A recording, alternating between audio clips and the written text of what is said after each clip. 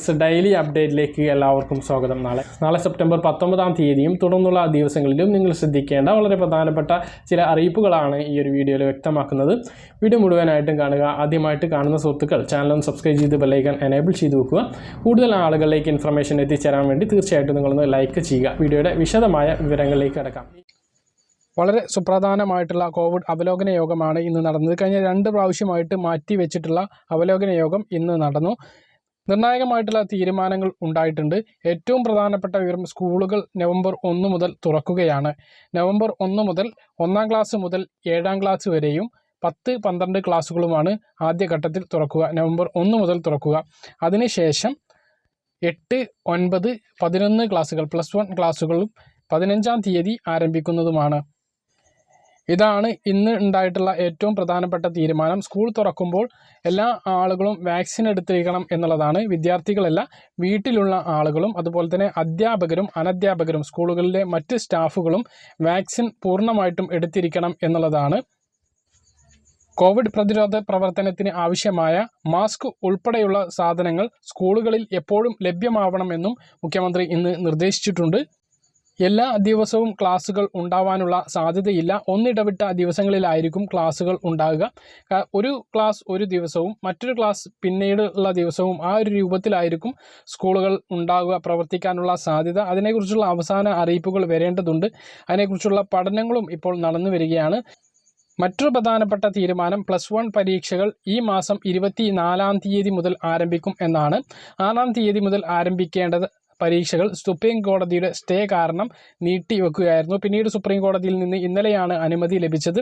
അതിനുശേഷം നാളെ മുതൽ സെപ്റ്റംബർ 24-ാം തീയതി മുതൽ ഒക്ടോബർ 18-ാം തീയതി വരെയാണ് പരീക്ഷ. ഓരോ പരീക്ഷകൾക്കിടയിലും 3 ദിവസം മുതൽ 5 ദിവസം വരെയുള്ള ഇടവേളകൾ ഉണ്ടാകും എന്നുള്ളതാണ് ഇപ്പോൾ അറിയിച്ചിട്ടുള്ളത്. പുതിയ ടൈം ടേബിൾ വെബ്സൈറ്റിൽ ലഭ്യമാക്കും എന്നും വിദ്യാഭ്യാസ മന്ത്രി അറിയിച്ചിട്ടുണ്ട്. ഇന്നത്തെ അവലോകന യോഗത്തിലുണ്ടായ മറ്റ് തീരുമാനങ്ങൾ ഇങ്ങനെയാണ്. അതായത് ഹോട്ടലുകൾക്ക് ഇരുന്ന് ഭക്ഷണം കഴിക്കാനുള്ള വിധി വരും എന്നാണ് നമ്മൾ കരുതിയിരുന്നത്, തീരുമാനം വരും എന്നാണ് നമ്മൾ കരുതിയിരുന്നത്. പക്ഷേ അതിന് അനുമതിയായിട്ടില്ല. അതുപോലെ തന്നെ തിയേറ്ററുകൾ അടഞ്ഞു തന്നെ കിടക്കും. അതൊക്കെ അടുത്ത അവലോകന യോഗം ചർച്ച ചെയ്യുന്നതാണ്. ഇപ്പോൾ സ്കൂൾ തുറക്കുന്നതുമായി ബന്ധപ്പെട്ടുള്ള കാര്യങ്ങൾക്കാണ് മുൻതൂക്കം നൽകുന്നത്. അതുപോലെ തന്നെ WIPR 8% വരെയുള്ള തദ്ദേശ സ്ഥാപനങ്ങളുടെ വാർഡുകളൊക്കെ ഇപ്പോൾ കണ്ടെയ്ൻമെൻറ്റ് സോണുകൾ തന്നെയാണ് നിലവിൽ ഉള്ളത്. അത് മാറ്റിയിട്ടുണ്ട്. അത് 8 എന്നുള്ളത് 10 ആക്കിയിട്ടുണ്ട്. WIPR 10% മുകളിലുള്ള സ്ഥലങ്ങൾ മാത്രമായിരിക്കും ഇനി കണ്ടെയ്ൻമെൻറ്റ് സോണുകൾ. സംസ്ഥാനം സമ്പൂർണ്ണമായിട്ടുള്ള ഒരു ഇളവിലേക്ക് പോവുകയാണ് എന്നുള്ളതാണ്. ഇനി ഹോട്ടലുകൾക്കുള്ള ഇളവുകളും അതുപോലെ തന്നെ തിയേറ്ററുകൾ തുറക്കുക, ഇങ്ങനെയുള്ള ചെറിയ ഇളവുകൾ കൂടി വന്നാൽ നമ്മുടെ സംസ്ഥാനം പഴയ പോലെ ആവുന്ന ഒരു സ്ഥിതിയാണ് നിലവിൽ ഉള്ളത്. പക്ഷേ മറ്റ് നിയന്ത്രണങ്ങളൊന്നും പിൻവലിച്ചിട്ടില്ല എന്നുള്ള കാര്യം ഓർമ്മിക്കണം. വ്യക്തിപരമായിട്ട് നമ്മൾ ചെയ്യേണ്ട എല്ലാ കാര്യങ്ങളും ചെയ്യണം, അല്ലെങ്കിൽ നിങ്ങൾ ഫൈന് കൊടുക്കേണ്ടി വരും. 1.5 വർഷത്തിന് ശേഷമാണ് നമ്മുടെ സംസ്ഥാനത്ത് പ്രീ പ്രൈമറി മുതലുള്ള സ്കൂളുകൾ ആരംഭിക്കുന്നത്. വളരെ അധികം സന്തോഷം നൽകുന്ന കാര്യമാണ്. ഈ വാക്കുകൾ എങ്ങനെയാണ് നിങ്ങളുടെ സന്തോഷം പങ്കിടേണ്ടതെന്ന് എനിക്കറിയുന്നില്ല.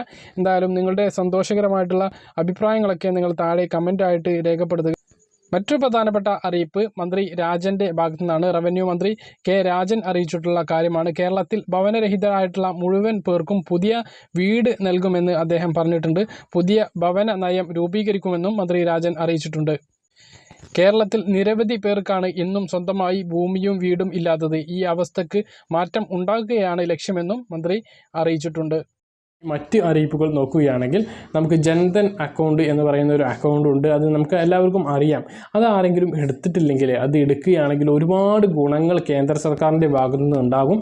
അപ്പം അത്തരം അക്കൗണ്ട് ഉള്ള സ്ത്രീകൾക്ക് നിങ്ങളുടെ വീട്ടിൽ സൗജന്യമായിട്ട് ഗ്യാസ് കണക്ഷൻ ലഭിക്കുന്നതിന് വേണ്ടി ഉജ്ജൽ യോജന ഗ്യാസ് കണക്ഷന് വേണ്ടിയിട്ട് നിങ്ങൾക്ക് അപേക്ഷിക്കാം. അതിനുവേണ്ടി നിങ്ങളുടെ തൊട്ടടുത്തുള്ള ഗ്യാസ് ഏജൻസിയുമായിട്ടാണ് സമീപിക്കേണ്ടത്. ഇതുമായി ബന്ധപ്പെട്ടുള്ള വിവരങ്ങളെല്ലാം അവിടെ നിന്ന് നിങ്ങൾക്ക് ലഭിക്കുന്നതാണ്. ഇപ്പോൾ അതിനു വേണ്ടിയിട്ട് അപേക്ഷിക്കാൻ കഴിയുന്നതാണ്.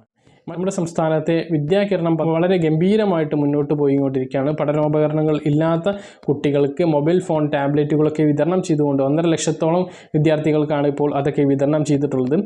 നിരവധി നല്ലവരായിട്ടുള്ള കമ്പനികളുമാണ്, സന്നദ്ധ സംഘടനകളും വ്യവസായികളും ഒക്കെയാണ് ഇതിന് ആവശ്യമായിട്ട് ഫോണുകളും മറ്റു കാര്യങ്ങളൊന്നും ഇല്ലാത്ത വിദ്യാർത്ഥികൾക്ക് ഇത് നൽകാൻ സന്നദ്ധത അറിയിച്ചു കൊണ്ടുവന്നിട്ടുള്ളത്.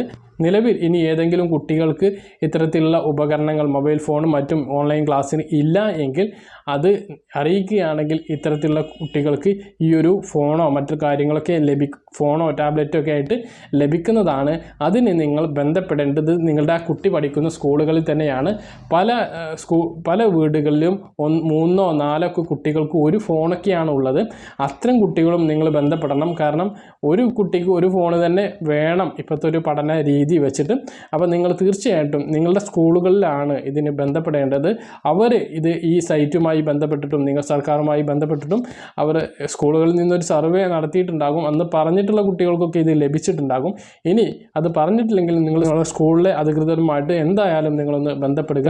കുട്ടികൾക്ക് സഹായം നൽകാൻ വേണ്ടിയിട്ടുള്ള സന്നദ്ധ സംഘടനകളൊക്കെ നമ്മുടെ സംസ്ഥാനത്ത് ഒരു വിദ്യാകിരണം പദ്ധതിയിൽ ഭാഗമായിട്ടുണ്ട്. അപ്പോൾ അതുകൊണ്ട് തന്നെ അത്തരത്തിലുള്ള ആനുകൂല്യങ്ങളൊന്നും ആരും നഷ്ടപ്പെടുത്തരുത് എന്ന് പ്രത്യേകം ഓർമ്മിപ്പിക്കുന്നു. പ്രധാനപ്പെട്ട അറിയിപ്പ്: കുടുംബശ്രീയിൽ നിന്ന് ഒരു 2 ലക്ഷം രൂപ വായ്പ ലഭിക്കും. ചെറുകിട സംരംഭങ്ങൾ തുടങ്ങാനാണ് വായ്പ ലഭിക്കുക. ആർക്കാണ് വായ്പ ലഭിക്കുക എന്ന് വെച്ചാൽ കുടുംബശ്രീയിൽ അംഗങ്ങളായിട്ടുള്ള ഗൾഫുകാർ അല്ലെങ്കിൽ ഈ കുടുംബശ്രീയിൽ അംഗങ്ങളായിട്ടുള്ള ആളുകളുടെ വീട്ടിൽ ഉള്ള ഗൾഫുകാർക്കൊക്കെയാണ് ഇത്തരത്തിലുള്ള വായ്പ ലഭിക്കുന്നത്. ചെറുകിട സംരംഭങ്ങൾ തുടങ്ങാൻ വേണ്ടിയിട്ടാണ് ഈ ഒരു വായ്പ ലഭിക്കുന്നത്. ഇതുമായി ബന്ധപ്പെട്ടിട്ടുള്ള വിവരങ്ങൾക്ക് കുടുംബശ്രീയുടെ ഔദ്യോഗിക വെബ്സൈറ്റിൽ നിങ്ങൾക്ക് സന്ദർശിക്കാം. അതിൻ്റെ ലിങ്ക് താഴെ കൊടുക്കാം. ഇനി അതല്ലെങ്കിൽ നിങ്ങൾ ഉൾപ്പെടുന്ന കുടുംബശ്രീയിലും ഇതിനെക്കുറിച്ച് അന്വേഷിക്കാവുന്നതാണ്. മറ്റൊരു പ്രധാനപ്പെട്ട അറിയിപ്പ്: 1 കിലോവാട്ട് മുതൽ 10 കിലോവാട്ട് വരെ സോളാർ സൗര സബ്സിഡി പദ്ധതിയിലേക്ക് വേണ്ടിയിട്ട് നിങ്ങൾക്ക് അപേക്ഷിക്കാൻ കഴിയും. ഈ ഒരു സോളാർ പാനൽ സ്ഥാപിക്കുന്നതിലൂടെ പൂർണ്ണമായും നിങ്ങളുടെ വൈദ്യുതി ബിൽ ഒഴിവാക്കാനാകും എന്നുള്ളതാണ്. ഇത് നമ്മൾ മുമ്പും പറഞ്ഞിട്ടുള്ള കാര്യമാണ്. അത്തരത്തിലുള്ള കൂടുതൽ വിവരങ്ങൾക്ക് നിങ്ങളുടെ തൊട്ടടുത്തുള്ള KSCB സെക്ഷൻ ഓഫീസുമായി ബന്ധപ്പെടുക. അല്ലെങ്കിൽ 1912 എന്ന KSCBയുടെ ടോൾ ഫ്രീ നമ്പറിൽ വിളിച്ച് ഇതുമായി ബന്ധപ്പെട്ടുള്ള കൂടുതൽ വിവരങ്ങൾ നിങ്ങൾക്ക് അറിയാവുന്നതാണ്. അപ്പോൾ പറഞ്ഞ കാര്യങ്ങളെല്ലാം കൃത്യമായിട്ട് മനസ്സിലാക്കണമെന്ന് കരുതുന്നു. ഇതുപോലുള്ള ഇൻഫർമേഷൻ ലഭിക്കാൻ ചാനൽ സബ്സ്ക്രൈബ് ചെയ്ത് ബെൽ ഐക്കൺ എനേബിൾ ചെയ്ത് വെക്കുക. മറ്റൊരു വീഡിയോയുമായി നമുക്ക് വീണ്ടും കാണാം. ദൂരേക്കും ബൈ.